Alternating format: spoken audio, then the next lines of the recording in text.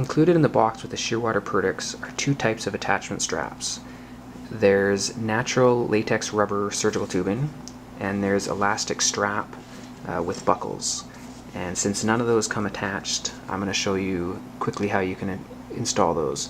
So there's 3/4 inch slots for the straps and 3/16 inch holes for the bungee cord. I'll start with the straps because they're very simple. So take the female buckle piece with the strap attached, and starting from the front, simply slide through the two slots, and then take the male piece, position it such that it would go around your wrist, attach that. Now there's a locking tab here that you'll have to depress while you put the strap through. It goes through like that and like this. Now that locking tab will allow it to be easily tightened, but it won't loosen unless you press the tab, and then it's very easy to loosen. So that's it. You would just simply install the other strap exactly the same, and there's not much to it. Now, the bungee cord, there's a lot of options, and divers have lots of creative ways of attaching this. I'll show you a few. You can start with a simple overhand knot. Now I don't recommend this, but it does work. Once it's pulled tight, it's not going to loosen. It could pull through under very high load, but it generally works. You know, it's going to keep getting tighter, so you're never going to be able to loosen it once it is really set. And there, I would just do another knot here, and then I've got one loop. Add another one here. Keep it as two independent loops. You don't want to do something like this, where you have just one piece. So if I added a knot there, I would have the loops I need, but a single break anywhere could result in a lost dive computer. Now this black surgical tubing has about a 1 year life span in a marine environment when exposed to ultraviolet radiation.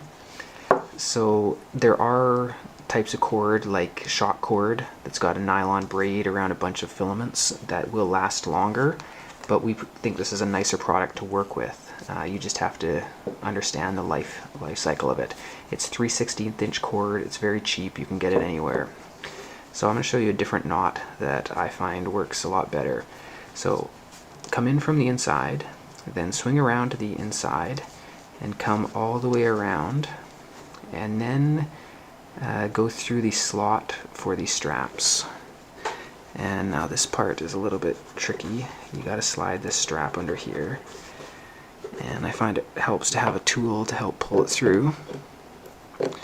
Okay, and then just simply come up through that loop you've created there and pull everything tight. You have to work it around a bit to pull it tight, but it ends up having some nice properties in that it's not going to tighten it up on itself, so you can undo it easily, and it also ends up